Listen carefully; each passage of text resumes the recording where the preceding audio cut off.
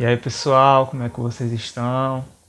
Deixa nos comentários aí como é que vocês estão e o que estão achando dessa série de vídeos, né, da oficina Pairando sobre a fotografia. Então, esse projeto ele tem um patrocínio da Lei Aldir Blanc, Fundação José Augusto, Governo do Estado do Rio Grande do Norte, Secretaria Especial de Cultura, Ministério do Turismo e Governo Federal. No vídeo passado eu falei sobre o enquadramento, né? Como é que o enquadramento pode transformar o ambiente que você está fotografando, né? Como é que o enquadramento vai passar a mensagem ou a ideia do que você está fazendo, do que está dentro da cena ou do que ficou de fora, né? No imaginário de quem está olhando a fotografia, né? Vai ficar essa questão aí de pensar o que está por fora desse quadro, né? E hoje eu vou falar sobre algo que está ligado diretamente com o enquadramento, que é a composição, tá bom? A composição da fotografia é onde vem, eu acho que a poesia, né? Falei para rimar mesmo. A composição está ligada à poesia para mim, né? Então, eu gosto muito de pensar dessa maneira, porque algumas pessoas, inclusive, até falam que a minha linguagem fotográfica é poética, né? Mas eu acho que às vezes eu não estou muito pensando na questão da poesia, mas eu acho que a poesia na minha fotografia ela é algo visceral, né? Porque eu adoro poesia e também já escrevi muita poesia, então na poesia a gente precisa fazer o quê? Compor versos, né? Estrofes, para daí criar uma poesia, né? Então, a fotografia é da mesma maneira. A gente precisa compor. E como é que a gente faz uma composição na fotografia? Então, eu acho que organizar os elementos que estão presentes na sua fotografia, escolher uma luz ideal, né, que vai dar uma ideia, uma dimensão, uma profundidade. Também eu vejo muito a questão dos elementos que estão à sua volta, né? Você procurar pensar mais nas formas geométricas, você se preocupar com a pessoa que você está fotografando, né? Se ela vai estar ali expressando algum sentimento, alguma felicidade, se ela vai estar expressando alguma coisa que dialogue com o tema que você está fotografando, o assunto desejado, né? Se é uma fotografia de paisagem, um elemento X que queira passar uma mensagem sobre aquela paisagem, a inclusão de uma pessoa, né, naquele ambiente lindo da paisagem, eu acho que já deixa uma linguagem bastante poética, um animal. Então, a maneira como você organiza esses elementos e eles vão contar uma história, tenho para mim que essa seja a melhor definição de composição, né? Além também das organizações como as cores, né? Eu vou explicar um pouquinho também sobre cores para você entender o que são cores complementares, o que são cores opostas.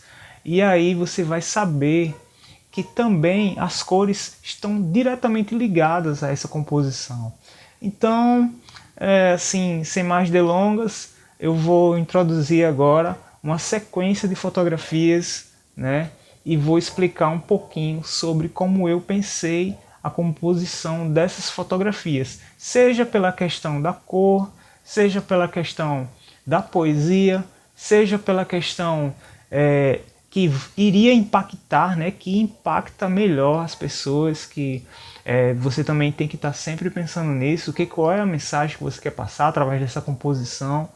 Então, vamos nessa, vamos analisar essa sequência de fotos e depois eu quero saber o que vocês acharam, beleza? Você já ouviu falar em ponto de vista? Muitas vezes o ponto de vista pode ser a opinião de alguém sobre determinado assunto, mas na fotografia nós também temos ponto de vista, que pode ser um olhar diferenciado, que pode ser um ângulo diferente, que você quer capturar uma imagem. Então, nessa foto aqui, nós temos uma debutante que eu fotografei na Praça André de Albuquerque e ela está num plano comum. Eu estou fotografando ela na altura dos olhos, então isso é um enquadramento bastante comum. Mas, de repente, eu mudei a situação. Eu coloquei a câmera acima dos meus olhos e enxerguei um outro ponto de vista, uma situação diferente, incomum para os olhos de quem passa ali. O ponto de vista, ele é esse diferencial no seu olhar. Ele é essa forma diferente de ver as coisas. É chegar mais perto, muitas vezes, é se abaixar para ver de baixo para cima, subir em algum lugar para ver uma imagem diferente. Aqui também nós temos uma sensação de profundidade, porque eu fotografei de cima para baixo, esse espiral aí, nessa escada. Já aqui nós temos uma ideia de perspectiva, que é exatamente essa profundidade, esse distanciamento, né? Essa sensação de que está afunilando. Duas faixas paralelas ao longo das margens de uma estrada jamais se encontrariam no horizonte distante. Mas, para criar a ideia de profundidade em uma imagem, é extremamente assim que nós a desenhamos ou pintamos. E isso chamamos de perspectiva linear. O ponto de fuga é o ponto do horizonte distante em que as linhas parecem se encontrar. Da mesma forma que nós podemos perceber essa perspectiva. Lá no início, a calçada parece ter se encontrado, né? O meio fio parece ter se encontrado com a parede das casas. E essa perspectiva, ela ajuda a guiar o nosso olhar. De repente, se você está lendo a imagem de cima para baixo, o seu olhar vai ser guiado diretamente para o objeto que você fotografou e que ele está ali inserido nesse enquadramento aí que tem essa profundidade, graças à perspectiva. Eu também gosto de brincar bastante com a escala das coisas. Ou seja, o tamanho que eu vou representar aquilo na minha fotografia. As falésias são bem interessantes e você com uma lente grande angular, ela fica ainda mais gigante. Então aumenta a proporção dela. Logo, nós temos essa dimensão, essa sensação de escala, de dimensão, de tamanho. O tamanho e a escala oferecem inúmeras oportunidades criativas para fotógrafos com grande imaginação. Por exemplo, essa fotografia, tem gente que olha e vê um olho. Já me disseram várias vezes de olhar e ter a sensação de ser um olho. E aí as pessoas viajam bastante até observar com calma e ver que é um escorpião escapando de descer pelo ralo. Faz parte da composição quando você leva em consideração a escala, né? Quando você faz uma macro fotografia, por exemplo, você está aumentando a escala daquele animal ou daquele objeto que você está fotografando, que é pequeno, que é minúsculo, e que com uma lente que possibilite você fazer macro fotografia, ele vai ficar em uma escala bem maior, né? As linhas também fazem parte da minha composição. Quando eu estou fotografando um ensaio, por exemplo, eu gosto de fazer uma composição mais limpa possível.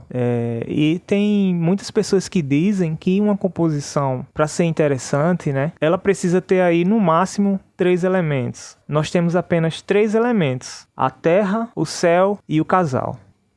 E quando você combina linhas com repetições, esses padrões que acabam se tornando repetitivos. Por exemplo, muitos grafismos das pinturas corporais dos indígenas são uma sequência de repetições. Então é bonito, nós nos sentimos atraídos por aquilo. Por isso que na fotografia também, uma composição que tenha elementos se repetindo, ele se torna interessante. Geralmente os padrões eles são agradáveis aos olhos. Então, se você souber aproveitar os padrões de repetições que existem nos ambientes para fazer a sua composição, tenha certeza que ela vai ficar muito chamativa, ela vai ficar muito forte, ela vai ter linhas que guiam, se você estiver aproveitando a perspectiva, né? Por exemplo, aqui nessa foto eu aproveitei a perspectiva e o padrão de repetição, e as linhas vão direto para o casal que está lá na frente, né? Que eu acho que às vezes você olhando a foto logo de início, você não direciona o olhar para o casal, mas se você vai fazendo a leitura da imagem, você vai parar no casal que está lá na frente, porque as linhas desse padrão aí vão te levar até eles. Engraçado como eu já tinha mostrado essa foto no vídeo anterior, e eu trouxe ela aqui mais uma vez para falar da textura. Eu tinha falado da luz e essa luz justamente cria uma textura na pele, as rugas da pele. E tem gente que não gosta muito, né? Mas eu gosto muito de fotografar e aproveitar essa textura, porque para mim as linhas de expressão na pele de alguém fazem parte da biografia daquela pessoa. E a textura, né? Às vezes você, fotógrafo, ou você que está querendo aprender fotografia, pode ser que você imagine que texturas são apenas padrões e formas com profundidade, né, com o contato da luz, aquela luz em cima de uma forma que tenha profundidades, ela dá essa sensação de textura. O rosto humano, ele também é cheio de texturas. A textura dos olhos, a textura da boca. E o rosto de um idoso tem ainda muito mais texturas por causa das expressões faciais ao longo da vida. E a pele, ela vai ganhando essas rugas. E é lindo. O sorriso de vovó é lindo demais. Para se ter uma textura interessante, a luz é essencial. Porque se a luz estiver incidindo direto no lugar de onde você fotografaria a textura, você não vai ter muita sorte assim, em passar a sensação de uma textura para quem vai observar essa imagem. É necessário que a luz ela venha da lateral, que ela venha de algum outro canto, incidindo não diretamente, mas pegando um pouco de lado, pegando um pouco de cima, pegando de baixo para cima, para gerar uma sensação de textura aonde tem textura, né? Dá até para você imaginar o toque naquele lugar e sentir o baixo relevo, sentir a textura. Por exemplo, se você não gosta de feijão verde, você está perdendo muita coisa na sua vida. Então eu trouxe a foto da textura dos feijões. A luz, a sombra, elas fazem da textura que ela tem, na verdade. Ela não vai criar textura, porque isso já é uma textura. Mas, para se ter uma textura interessante, é necessário que você esteja com uma luz que dê profundidade nesses elementos que vão fazer a textura. As cores são, para mim, um dos elementos mais importantes da composição. Por sua forte associação a climas e estados de espírito, a cor oferece uma rica fonte de oportunidades para o fotógrafo. No entanto, ela é difícil de ser capturada sem a introdução de um elemento composicional secundário, como formatos, texturas ou forma. Uma imagem colorida verdadeiramente abstrata é muito difícil de ser encontrada no mundo real, e é um exercício e tanto fotografar algo para retratar apenas a cor. Mas não é o nosso caso aqui nessa foto, a gente não está retratando apenas a cor.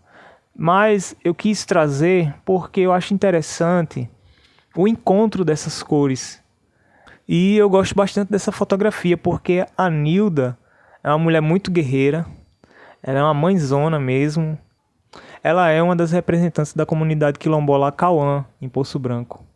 E o amor que ela tem pelos filhos é algo assim incrível, né? O amor que Isaac sente pela mãe também é algo que eu achei assim, eu me senti tocado por aquilo. Por isso eu quis colocar a Nilda no centro da imagem, porque para Isaac ela é o centro do mundo, para Isaac ela é o centro do universo, ela é o centro do amor dele.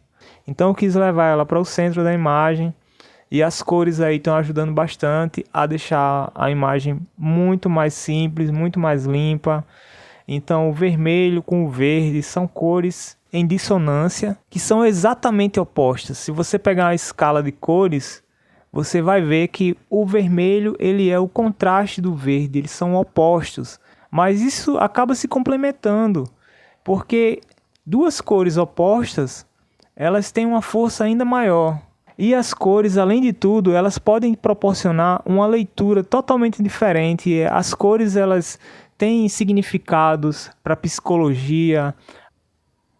Nesse caso, essa cor vermelha, ela tem uma representatividade muito forte, né? É uma cor quente, é uma cor do sangue, né? E a cor verde é uma cor que traz paz, É uma cor geralmente que nós encontramos na natureza e nós, quando estamos na natureza, sentimos uma paz. Então a cor verde é essa cor, né? Que é mais neutra, que traz uma certa paz. E aí ela tá de encontro com Isaac, né? Porque Nilda é uma mulher guerreira, uma mulher forte, é uma mulher que batalha. E o Isaac, no braço da mãe, no colo da mãe, ele é todo sereno, ele é todo tranquilo, porque ele sabe que ali ele está protegido.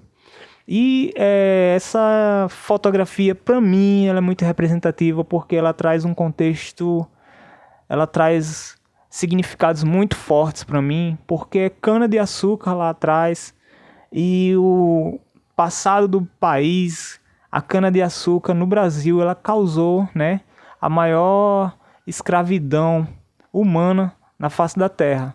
Vários indígenas que foram escravizados aqui no Brasil e várias pessoas que foram trazidas e escravizadas da África aqui no Brasil e principalmente para trabalhar na monocultura da cana-de-açúcar, né?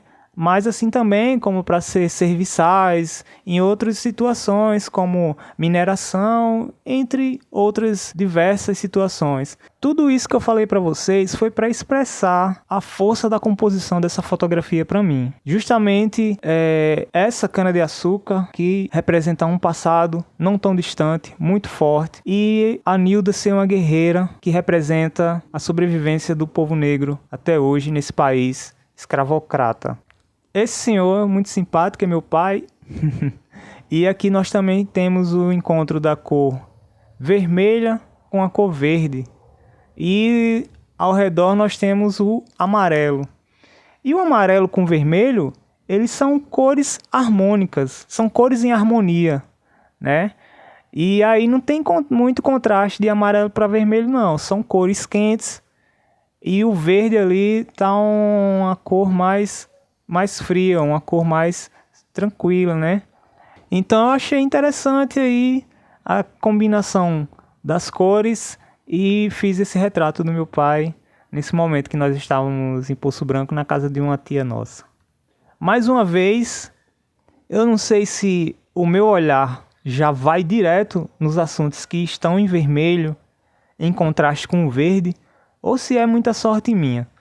Porque aqui nós temos a Dona Francisca e ela está justamente usando uma roupa vermelha em um lugar que traz paz, que é um rio, lavando uma roupa vermelha.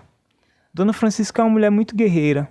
Todos os dias ela acorda às 5 horas da manhã e vai lavar roupa nesse rio. Ela só não vai lavar roupa se tiver muito doente. E ela é a última lavadeira ainda, que ainda vai no rio para lavar roupa. Então, nesse dia eu acho que eu estava com muita sorte dela ter ido vestida de vermelho, porque o vermelho é uma cor que representa força. Vermelho é uma cor que representa os trabalhadores. E o verde aí traz essa paz e complementa a imagem. Mais uma vez eu estava em um lugar e nada era planejado e tinha alguém trabalhando e a pessoa estava vestida de vermelho em um lugar bonito, em uma cena cotidiana, e eu tive a sorte de fazer essa fotografia que também representa muita coisa para mim, porque faz parte da minha vida esse tipo de cena cotidiana. Eu já morei numa casa assim, os meus pais, os meus avós viviam dessa maneira. Meu avô sempre trabalhou na agricultura e sempre gostou de criar animais. E sempre nas atividades, quando eu estava com ele, eu também fazia isso. Eu estava recolhendo alguma coisa para fazer o alimento dos animais. Então, mais uma vez, o vermelho vem com sua força representar o trabalhador guerreiro da nossa região. E aqui também, né? Eu achei muito interessante essa cena das senhoras conversando na calçada e a harmonia com que as cores falavam. O azul na roupa dela, o amarelo na roupa dela, e azul e amarelo também são duas cores que são dissonantes e que tem um contraste muito bom, interessante. O marrom também, o marrom da pele, o marrom das portas. Tudo isso fez com que a composição ficasse muito mais limpa e você guiasse seu olhar para o que realmente interessa, que é ali 3 senhoras, 3 amigas de longa data, em um momento de conversa, de troca de ideias, de colocar a fofoca em dia. Mas é justamente isso. É justamente sobre aproveitar uma cena com cores que tragam essa sensação de leveza, né? O azul bem celestial aí e umas senhoras já de bastante idade são coisas que me emocionam.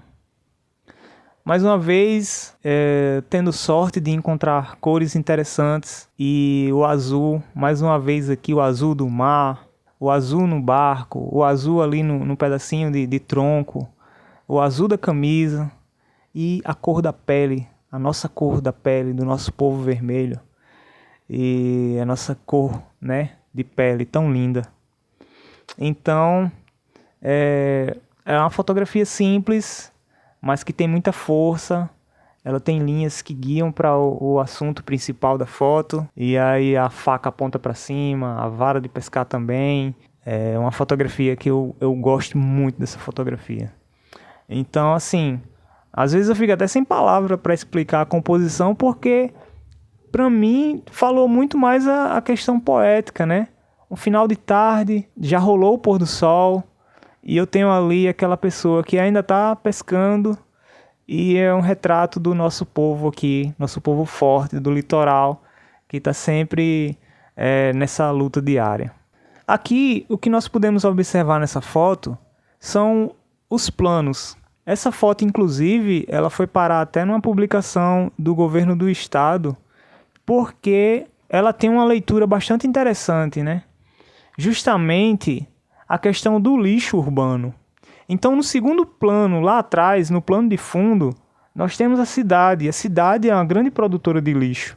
E a televisão aí é um lixo que, sabe, eu fiquei tentando imaginar como é que uma televisão foi boiando no rio Potengi, no caso, né? Foi boiando no rio Potengi e foi parar no mangue ali. Então você sabe que a composição ela tá interessante quando ninguém precisa de texto para ler essa imagem. Essa imagem ela fala por si só. Ela tem a cidade no fundo, a cidade é uma grande produtora de lixo e o lixo está indo parar na nossa natureza. Quando muitas pessoas dizem que a fotografia congela o momento, eu não sei se eu conseguiria dizer que a fotografia congela o momento. Eu não acredito que ela congela o momento, até porque você fez a foto e o momento continuou. Mas você tem a oportunidade de capturar, né, uma fração de milésimos de segundo, ou minutos, ou sei lá. Então você não está congelando o tempo, você está capturando uma fração desse tempo. E existe também uma questão muito interessante para as composições ficarem ainda mais interessantes também, dependendo da situação, que é essa questão de capturar o movimento, e de capturar uma fotografia que ela demorou um certo tempo ali para ser processada e que ela deu essa sensação de movimento. Eu fiquei pensando, para compor essa imagem, como é que eu iria mostrar todo aquele movimento daquela dança. Essa fotografia foi feita durante um ritual do povo Funiô, aqui em Natal, no Gamboa de Jaguaribe, e a dança era tão bonita, o cântico era tão legal, interessante, mas não era parado, era muito movimentado. Então eu quis capturar esse movimento, e essa foi uma das formas que eu encontrei de fazer isso. Aqui também é uma fotografia que dá para ter uma noção desse movimento. Várias pessoas ali num toré e 2 pessoas sentadas aqui, e o resto do pessoal estava dançando ao redor da fogueira. Então eu deixei a câmera ali, aqui dá para ver a informação, né? Ela ficou por 4 segundos capturando aquele movimento. Antigamente na fotografia você não tinha a opção de fotografar momentos. Porque isso nos primórdios da fotografia que eu falo, né? porque as câmeras elas precisavam de um tempo para poder fazer a captura da imagem. Porém, hoje em dia, não sei por que as pessoas não aproveitam desse recurso de velocidade para fotografar mais momentos divertidos, engraçados e tudo mais. Um momento de total extroversão ali, uma brincadeira da criança com a mãe. E aí, o sorriso mais verdadeiro que possa existir, né? O sorriso de uma criança num momento de brincadeira. Então, momentos fazem e contam muito sobre a sua composição. Mais uma fotografia de momento, né?